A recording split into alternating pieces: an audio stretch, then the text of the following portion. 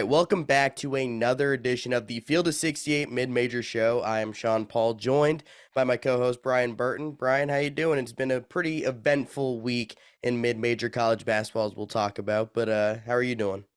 Well, it's a great time of year. Conference play is picking up and it's going down all across the country. Ton of upsets, ton of unexpected surprise victories, and yeah, that's what this time of year is all about. The familiarity is high when you get to conference play, and doesn't all the favorites and the betting numbers, all that goes out the window because you never know what you're gonna get when it comes to conference play. I mean, there truly is no easy league to go unbeaten in, and you look at a team like McNeese State, obviously we'll talk about them in the top 25 later, but they're 4-0 in league play. Even they've had some pretty close calls throughout the Southland play. No matter what league you play in, you're going to have some close calls, right? Yeah, I think not even close calls, but you can expect to probably get some unexpected. An unexpected L is going, it's going to Yeah, happen. it's gonna come here and there. Yeah, no Yeah, doubt. it's going to happen. It's the beauty of conference play. You got teams that weren't expected. It's a new life, so people ask like, well, what's the mentality going to conference? What makes it so different? One, the familiarity with coaches and players, knowing Mhm. the systems that they're playing against, and then two, it's the second half of the season, and you have a 0-0 start. Anytime you give Yep. competitors, we saw what happened even in the NBA Cup. First year they did it, but the Pacers may not make the playoffs if Halliburton's not healthy, and the Lakers may not make the playoffs, and they both went to the championship in an event that's like it's a one-time new life, zero record. You have something to Yep. play for. So, yeah, I think that's the beauty of what happens in conference play.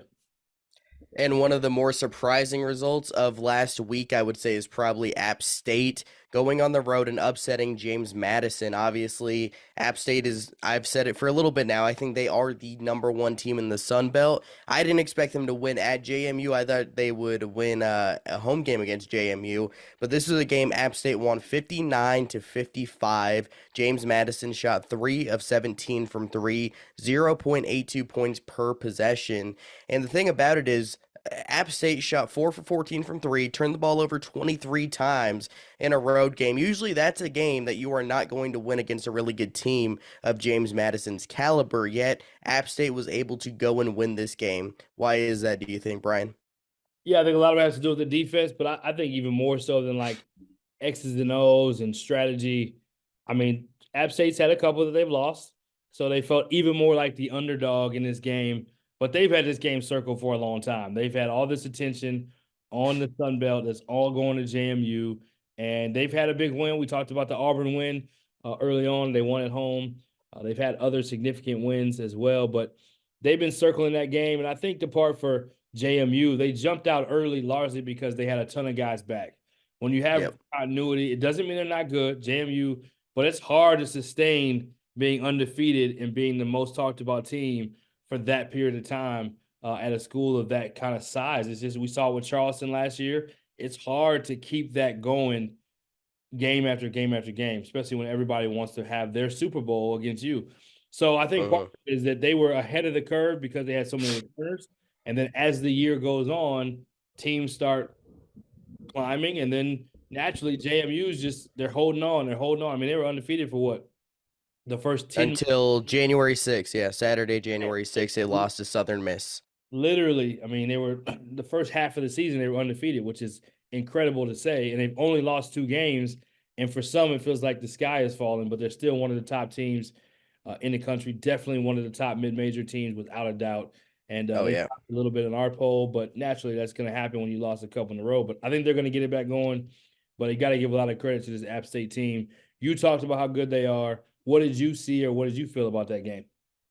I mean, it's just really the defense, and for me, it's the front court with Trayvon Spillers and Justin Abson. Abson had 4 blocks. He's a high major athlete, and I think that's the thing we're seeing with this App State team. They have that high major size, and they beat a team that is a Final Four contender in Auburn, who's currently number 4 in Ken Palm nationally, and they weren't deterred by the size of Auburn. I mean, Auburn has one of the best front courts in college basketball with Jani Broome and Jalen Williams, and Spillers and Abson held their own very well in that game. They are such a good defensive team, sitting 37th in Ken Palm's defensive efficiency. They just aren't a very good offensive team. That we saw 59 points. They turned the ball over a ton in this game. They typically don't turn the ball over that much. but they don't have a ton of guards that are going to go and create a shot. Miles Tate made a few big shots late. He's been their big time scorer when they need a bucket. But that's going to be the one thing that could hold this team back. Is their offense just not good enough to get them to that next level? But their defense is just so elite that they can clearly beat offensive strength teams like James Madison. Like that James Madison team was really good against Michigan State, was really good at Kent State, and they couldn't get anything going on their home court against App State's defense. And I just think that goes to show how good of a program that is. They know what style they want to play and how good of a coach Dustin Kearns is. That he's a proven winner, and I think App State is going to really benefit from having a winner like Kearns at the helm because he knows how this team needs to win. It needs to win defensively. If you make enough shots, you're going to win a lot of those games. Yeah, you look at formulas across the country, whether it's Virginia, you mentioned Michigan State, you mentioned think about a team like North Texas, San Diego State, Yep. in these defensive-minded programs that are built on toughness and defense. That formula wins at any level in any league, despite the offensive numbers that some other teams may have. So I think that gives you a chance for your defense to travel, and it gives you a chance to win in any game. So yeah, I love what App State's done, and a huge win, and they significantly jumped up in our poll as well. Yeah, and the other game that brought a lot of intrigue from last week was Indiana State going to Drake. Yeah. Indiana State falls short on the road, but I think for me, the biggest thing I learned about this one is Drake is for real. I had a lot of questions because Tucker DeVries is playing a different role than he has in previous years, where he's a distributor along with being a go-to scorer. Without Roman Penn, they don't have a point guard that is able to set the table like that. So he has a lot on his plate this year, and he's slowly getting better at it. But Connor Enright, he played a lot of minutes against Indiana State, but he's not a great point guard. He's a solid player, but Tucker DeVries is going to have the ball in his hands a ton. So moving forward, I think that Drake will only get better as Tucker DeVries gets more familiar with running an offense consistently. I think it's going to be a really interesting conference season. Obviously, they lost against Belmont. They had a really off shooting night. What do you think the key is for these two teams? Because obviously, Indiana State, it's hard to go win in the Knapp Center in Des Moines. What do you think the key is for winning this conference? Yeah, I mean, this game was as big time a game as you can get. I mean, obviously the final score doesn't indicate the competitiveness of it. But you had, I think you had 13 ties, lead changes, high level scoring game. But Drake was actually able to get it done on the defensive end, which I thought was Uh-huh. impressive as anything. They were able to get things done defensively to be able to score off turnovers. They shot it well from the three. Tucker DeVries was obviously a man amongst boys in the sense of how he Yep. performed offensively. But this Indiana State's been one of the best offensive teams by metric all year long, and for them to defend them the way they did, I think that was the most impressive part. So I think with both these teams being able to score the way they can, this league is as good of a mid-major league as there is. It's really going to be about which team can gel as it keeps going, which team can stay the most healthy, and then which team can be able to consistently defend. We know Indiana State can really, really score, but Yep. scoring doesn't always travel. You just talked about App State. We just talked about App State and how that does travel.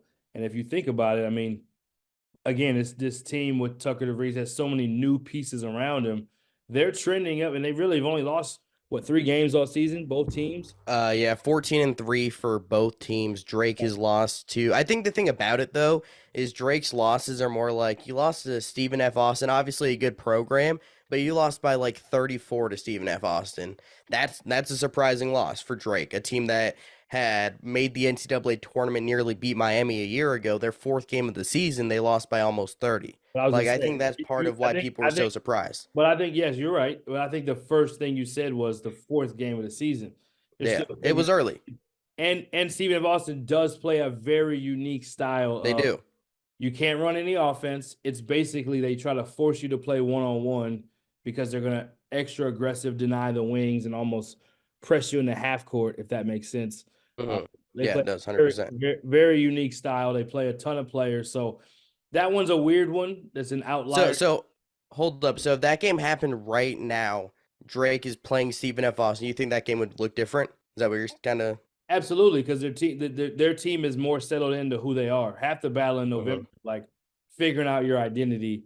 and who are you going to be and how are you going to make these new pieces work. We are talking about the transfer portal era right now where all these new pieces are coming together, and as fans and people that watch, we just think it's supposed to come together like that. But the former Yeah. coaching like, well, no, in November you're not the same team as you are in January. Yeah, for sure. January, for them to do what they did against this Indiana State team, who was number 2 in our poll last week, Yeah. to be able to do that at that time is incredible. I don't care whether they're home or on the road. That's a high level Oh, team, for sure. I mean, and that's a team that Indiana State has circled the fact that Drake is who they are in this conference. They don't care what any publication says. They know Drake has been the team. They were preseason picked higher than them. They want to chase where Drake has been. and the thing about it is Indiana State went and played Belmont a few days later and beat them by 30. So Yeah. I just it wasn't an amazing shooting night for Indiana State. I think a lot of that credit could go to Drake. Any given night, Indiana State can score 90 points. They only scored 70 something in this one. Drake had a much better shooting night than they had against Belmont. And if you look at Drake's losses, they had that loss against Belmont. They couldn't get any stops. They couldn't shoot the ball. That's just a formula for losing. It seemed like every bad thing that could happen happened, just compounded on each other, and just every bad thing just happened in that one. Their loss against UAB, that's a game they probably could have won. They lost by 1 in overtime. Can't remember if it was a buzzer beater or not, but I know they could have won that game in regulation Right. pretty easily. I think they had a few mishaps late, but to me, it's pretty clear that these are the top two teams in this league, and it's a real shame that one of them is not going to be in the NCAA tournament. Like, one of them will be in the NIT, one will be in the tournament, I would assume, or both will be in the NIT if neither of them win the conference tournament. But I would say there's a very good likelihood that one of these two teams wins the Missouri Valley Conference tournament. Yeah, I mean, there's enough scenarios with as many good teams as out there, and Indiana State has played really well. But what was I going to say? Southern Illinois, who Drake also beat, is a On the team road. on the road. It was just a huge win, huge monster win, huge monster week for Drake. Let's just say that. Yeah. Definitely by far my choice for team of the week, just because of Yeah. the level of opponent. They played a top 10 opponent in Southern Illinois, and they played a number 2 opponent on our mid-major poll. So huge week for them. The part I was going to say is the crazy part to think maybe is that if neither one of these teams win the tournament, then neither one of them are going to go to the NCAA tournament. That's a I don't crazy want to live thought. in that world, Brian. I don't want to That's a live in that crazy thought. world. I mean, think about all the teams in this league. Belmont just beat Drake just the other day. I mean, there's so much firepower in this Missouri Valley There is. that, yeah, it's not a guarantee that one of those two teams will go. Although I do think those are the best two teams in the conference to this point. But Like Bradley's still top 80 in Ken Palm. they've won 6 in a row. Yeah, like we haven't talked about Bradley in a while because it was 6-0, then it was we're losing 5 straight. Yep. But they played a really tough schedule in that span. They played at Murray State. They hosted Indiana State. They played at Akron.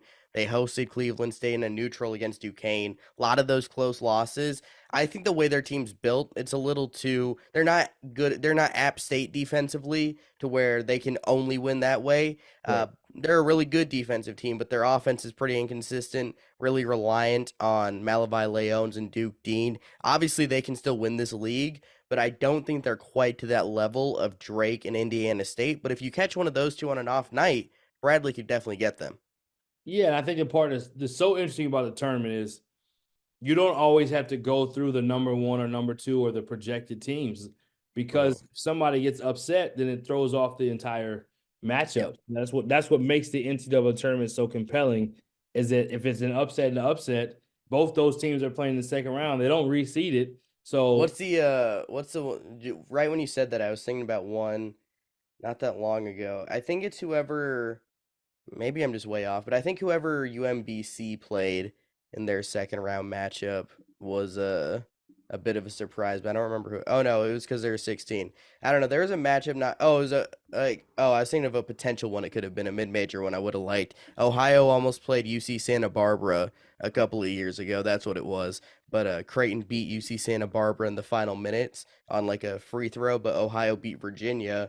But that was a really good 12-13 matchup that like one of these two teams are going to be in the Sweet 16 right. if Creighton missed a couple free If I'm not throws. mistaken, that's what happened to Princeton. Didn't they beat somebody that was another mid-major type team in the second round, or Um, upset?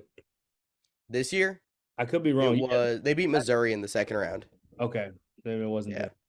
As you guys know by now, we've partnered with BetMGM this season. We'll be using BetMGM lines to make all of our picks, and we'll have special offers for the listeners and the viewers of the Field of 68 each and every week of the college basketball season. We have a special offer that will be available starting on Tuesday, January 9th, and running through Monday, February 12th, the morning after Super Bowl 58. If you haven't signed up for BetMGM yet, in honor of the big game, you can use the bonus code FIELD158 and you'll get $158 in free bets on your first wager with BetMGM, regardless of whether or not you win that first bet.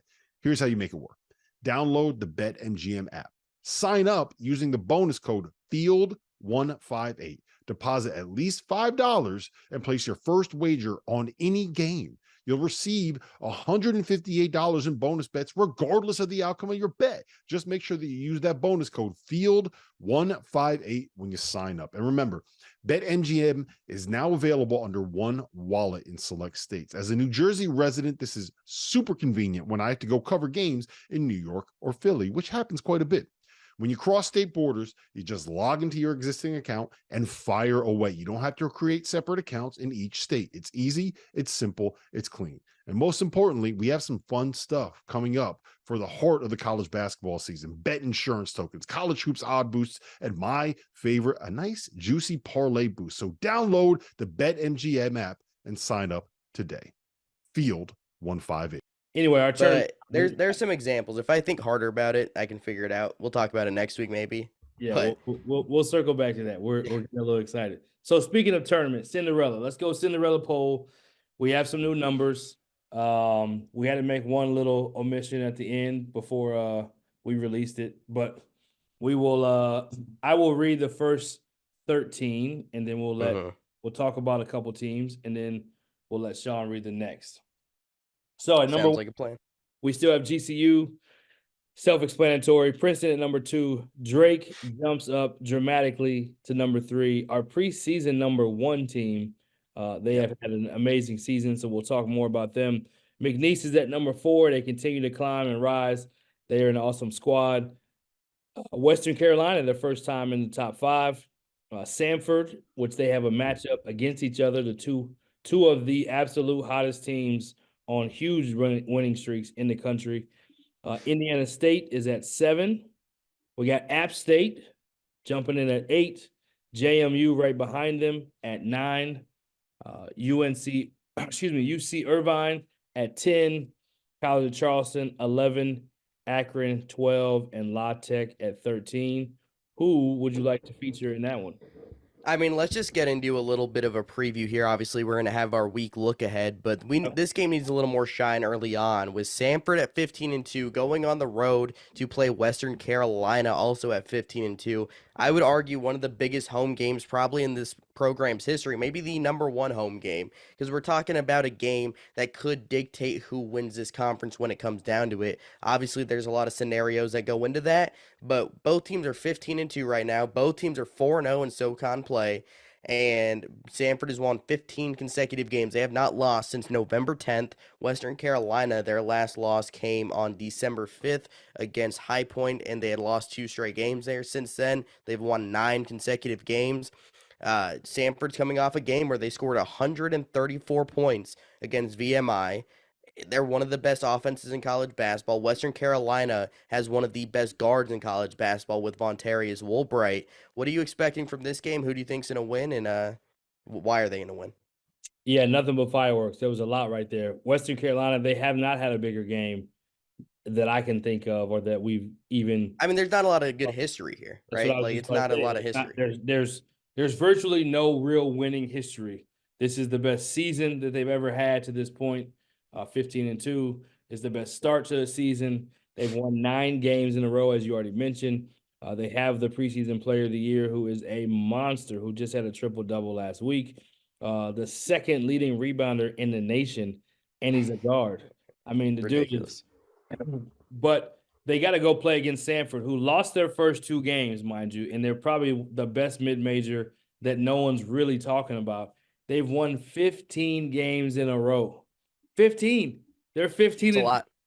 So It's sad that you have to pick a winner, but these are also the games that you love to be able to tune into if you're a college basketball fan. I don't care if you're only a fan of the teams that play on um, the big networks. This is going to be a big time basketball game. And it's on CBSSN. Like a lot of people have CBS Sports Network, so Yeah, you should be able to watch this one. it'll be a big time game. I think the fact that Western Carolina is at home, the fact that they are playing in their own building, both teams are red hot. You can't get more fireworks as far as the record, as far as the streak of wins. I'm just going with the best player on the floor projected. I'm still going to say is Woolbright, and I Oh think yeah. Western Carolina is able to figure how to get a win in a very close competitive game at home. It'll be similar in some ways as far as the fireworks and the intensity and the high level of play that Drake and Indiana State game was. But I'm going to stick with the home team, similar to Drake. I think they're going to get it done at home. Yeah, I'm with you. It's the style that Samford plays, obviously Bucky Ball, Bucky McMillan. It's such a high tempo style. They play the third fastest tempo in college basketball. They have a top 55 offense in college basketball. They shoot a ton of threes and they shoot 41% on those threes. Obviously, when you shoot that many threes, you're going to have some variance in results because on nights when those aren't going in, you're going to have to really step up on the defensive end or on the glass to be able to win. But what it comes down to for me in this one is how is Samford going to be able to defend a 6'6", 215-pound point guard who likes to get into the lane, dish out to shooters like Trey Jackson, DJ Campbell, and Russ Jones Jr. I just don't know if they have enough defensive pieces to be able to win this game. But for Western Carolina, they need to make it a half-court game. They cannot hang with Samford in a full-court game. They shouldn't even have to even go after offensive rebounds. Let them go. Just get set in your defense and not let them run up and down because you don't have the depth or you don't have the ability to play with them in a full court game. So if this is a half court game like I think it should be for Western Carolina, I think they'll be able to win this one. So I'll take Western Carolina. But one thing I want to say about Samford a little bit is Rylan Jones, the transfer from Utah State, has been such a good piece for this team. Yeah. He had 8 assists in back-to-back games against UNCG in the Citadel. He had 6 in 3 other games in SoCon play. He's just such a smooth player, and he's not going to drop 30 in a game. He's not Quest Glover as a scorer, but I think he's a better fit for the Samford team the way they want to play. He gets the scores like Akora Core, who's having a huge breakout season, more involved. AJ Staten McCray, who's shooting 47% from 3. So while they don't necessarily have a star because Jermaine Marshall has been hurt for a lot of this year, we'll see if he plays in this one, but he was arguably the preseason conference player of the year. Akora Core has really stepped up this year. They don't have a star like Woolbright, but the sum of the parts is really good, and this style is really difficult to stop. But I'm going to go with the home Catamounts here. This is probably the biggest home game in program history. You know the fans are going to show out, and Woolbright is an absolute stud. There's really nobody that can defend this man just with everything he's able to do. He's a stud in the mid-range. He's not going to hit a 3, but he's going to get to the foul line a ton. He's going to make problems in the lane. Give me Western Carolina here. Tell me this, Sean. What needs to happen for Bucky Ball to come out successful in this game?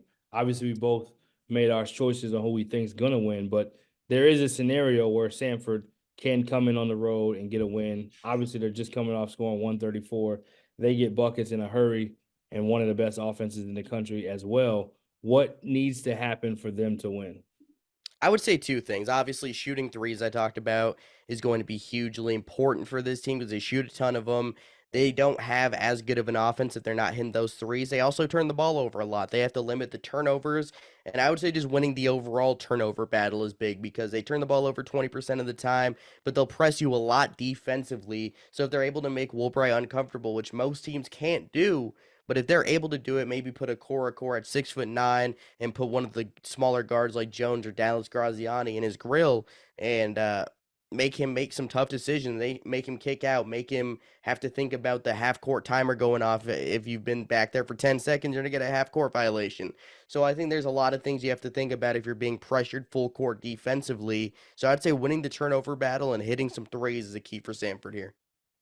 I think also there may be a scenario where, yes, hitting threes definitely, but there may be a scenario where Woolbright really goes off and he has another triple double But if it becomes a absolute track meet and they're just trading Yeah. baskets and it's just basket for basket and it's a shootout, that's the type of game Sanford wants it to be.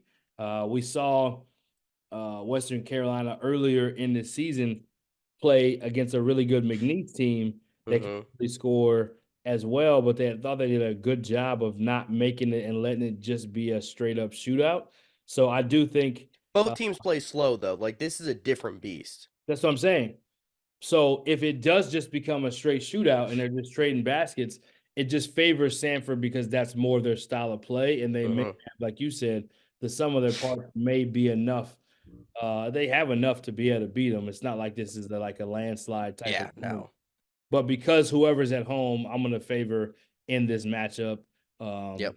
So anyway, we're going to go to the next half of the top 25. To make it easy, I'm going to read it for us because we had a little bit of a change in how we're going about it. So number 14, Drexel. Number 15, Bradley. 16, High Point. 17, Western Kentucky. 18, Southern Illinois. 19, Youngstown State. 20, C-Sun out of California. 20, Cornell. 21, excuse me, 21, Cornell. 22, Purdue Fort Wayne. 23, Eastern Washington. 24, Belmont. And 25, Western Illinois. Who would you like to talk about in that group?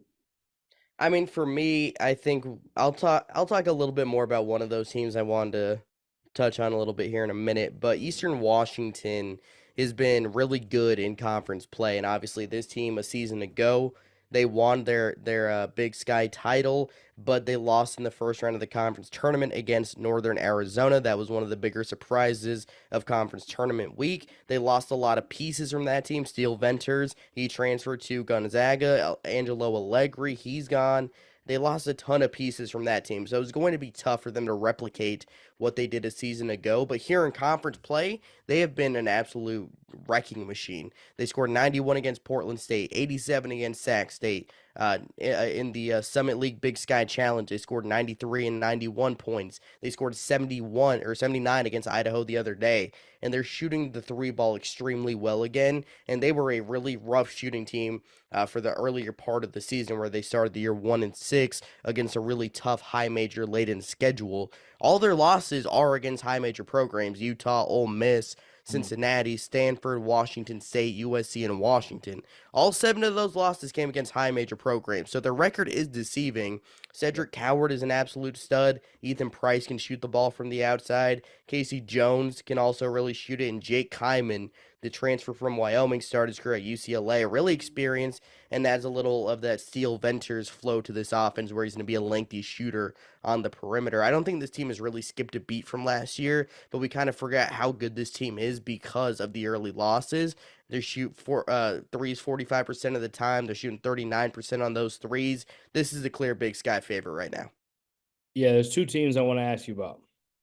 Go ahead. One of them being Youngstown State, who got a huge win against Purdue Fort Wayne, and they are Mhm. on a winning streak of their own. And preseason, we had them as one of the Cinderella top 25 teams. They dropped out for a little bit, but they've been playing strong. And then secondly, I don't think this CSUN team's been talked about much as far as on the West Coast and what they are doing.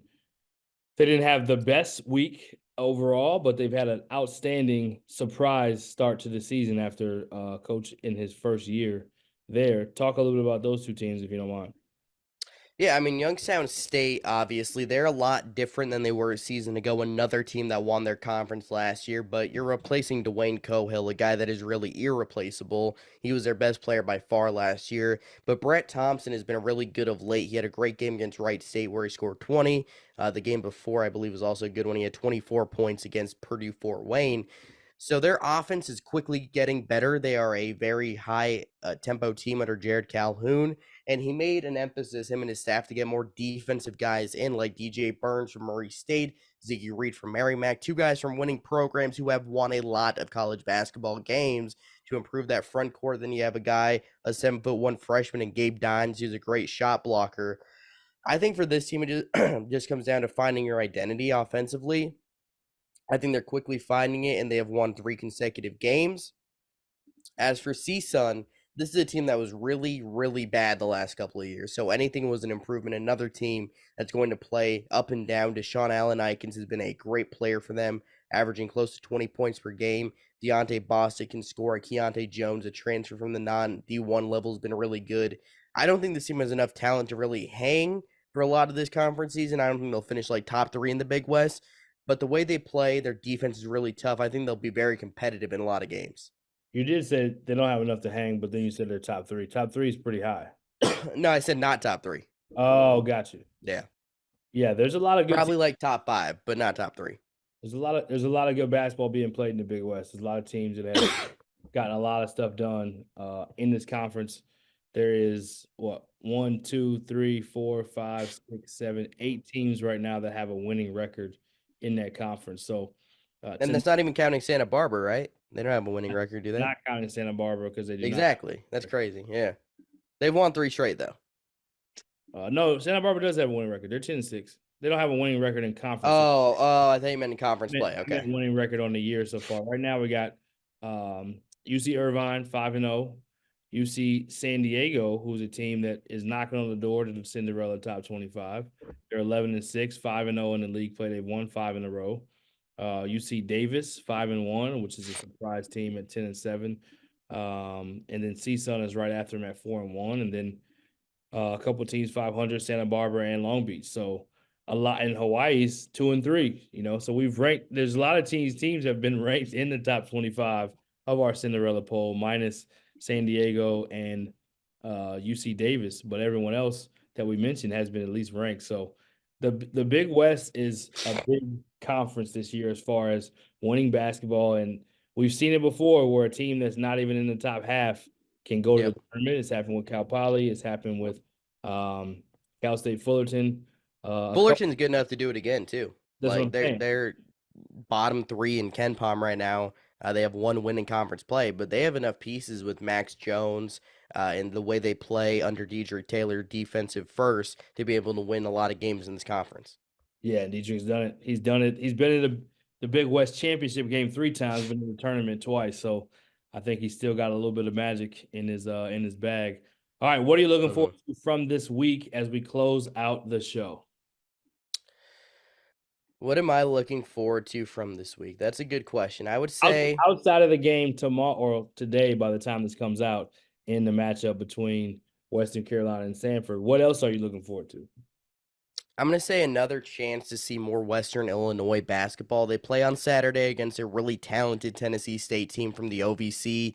It's the first year for Western Illinois in the OVC coming over from the Summit League. They've won 8 consecutive games, 5-0 in league play. They pulled off a really big road win the other day against Eastern Illinois. Coach Chad Bordeaux is doing a really good job so far, and a big reason why is Drew Cisse, a 6'11" transfer from the D2 level Missouri St. Louis, or NAIA level Missouri St. Louis, I believe.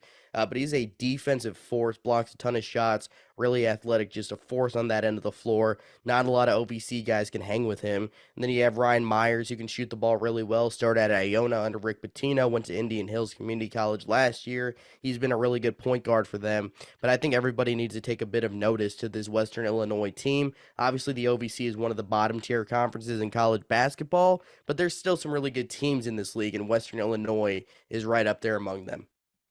Yeah, they jumped into our Cinderella top 25, which we're happy about that. What about, Sean, Sam Houston in Conference USA? We had La Tech made a jump. Liberty's kind of fallen off. They're 0-3. Sam Houston's sitting at the top of the league along with Jacksonville State. What do you think of this conference and how it's kind of played out so far? By the way, how ridiculous is it that Liberty is 0-3 in conference play? Like, they are literally last in conference play in the CUSA. Yeah, nobody would have thought. Isn't that wild? I don't think they're going to stay there, but it is wild to think when they were one of the hottest teams coming out of the gates this season. Oh, yeah. They'll be fine, I think, long term. But when speaking of Jacksonville State, like, Kiki Tandy's been an absolute stud coming over from was it Xavier, a high major guy coming down. He's just an absolute bucket getter. And Western Kentucky is a team for me. They're a great defensive team. They play really fast. They have a couple guards with Brandon Newman, Don McHenry, and Christian Linder that can really go at you and get some buckets. Obviously, McHenry is just a big time scorer coming over from the JUCO level. Also, Newman has started getting better. He was at Purdue for a long time. He's slowly emerging into a go-to role for this Western Kentucky team. Then you have some bigs like Rodney Howard and Babacar Faye, guys who came over from bigger programs like the College of Charleston. Faye was a starter for that Charleston team last year. Rodney Howard was a high major guy at Georgia and Georgia Tech. So I think Western Kentucky, when it's all said and done, is probably the best team in this conference. I just love the way they play. Steve Lutz is a winner, and Don McHenry is an absolute stud guard. But that Louisiana Tech team is so tough defensively, but they did lose to Sam Houston State, who is really emerging as a good program, continuing to be a good program. Jaden Ray, so smooth as a point guard. You have Solomon Doumbia as a 7-footer down low. Lamar Wilkerson who can get buckets. I think Chris Mudge has done an outstanding job continuing the success that Jason Hooten started here. Yeah, and you mentioned it, to beat two other teams in the Cinderella top 25. We have not gotten to the point where Field of 68 has ranked Sam Houston yet, but they are knocking on the door. They're close, yeah. Yeah, they have another week like we've had, without a doubt. Not that they care about being ranked in the Cinderella top 25. They care. They more should. About, they should care. care. They care more about winning the conference. I expect banners going up in the rafters for being ranked in the Cinderella pool, personally, but hey, the biggest banner is to be able to go be a Cinderella team and punch your ticket. That's the banner they care about. So that's why we're doing the poll. Yeah, excited about this week. Any closing thoughts as we have a couple minutes before we wrap up? I mean, I hope everybody is tuned into this Samford Western Carolina game tomorrow. That's a game most of you guys have CBS Sports Network. Probably, if not, you can start a free trial of some streaming service probably and cancel it after that. I know you all did that to watch the Chiefs Dolphins game on Peacock the other day, so just do that again to watch this game. It's gonna be a lot more entertaining than that one was. You get to see Vontarius Woolbright against one of the best young coaches in college basketball, and Bucky McMillan. This dude was coaching high school basketball like 4 years ago. Yep. And he's just done nothing but win at the D1 level. He might be coaching the SEC next year. Who knows? He's going to be a hot name in the coaching carousel. So get used to him and Justin Gray. Both those guys will be hot names for potential coaching jobs next year. So they could be at different spots. But for now, they're at these SoCon spots, and they're going to be two teams that can make the NCAA tournament. Yeah, and another awesome show. We will follow up next week with more mid-major madness all over the place. And we look forward to talking more Cinderella top 25, more great matchups, and more talented coaches and hoopers. So with that being said, show love to mid-majors. It's a beautiful thing, despite the NIT trying to hate on us, mid-major. Yeah, the NIT week. We won't go there. We'll wait till the end of the year. I won't be tuned in. Yeah. We'll wait till later to talk more about that. But not that I probably was going to tune in anyways, but I definitely won't now. Thanks for tuning in. And NFL has been crazy. So stay tuned to that too, just for entertainment. And be safe out there traveling. It's getting a little snowy and a little wild out there.